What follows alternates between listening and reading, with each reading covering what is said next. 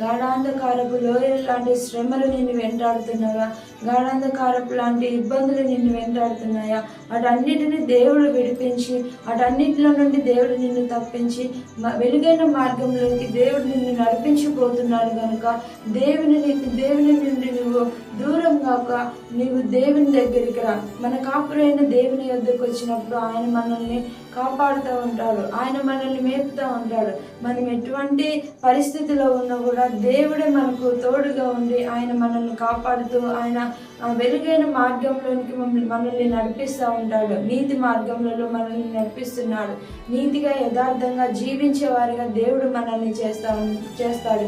ఎప్పుడంటే మనం దేవుని యొద్దకు వచ్చినప్పుడు, మన కాపరైన దేవుని దగ్గరికి వచ్చినప్పుడు, ఆయన చేతి క్రింద మనం ఉన్నప్పుడు ఆయన దుడ్డుకరతో మనల్ని కాస్తూ ఉంటాడు, కాపాడుతూ ఉంటాడు, మేపుతూ ఉంటాడు. కనుక మనం ఏమి చేయాలంటే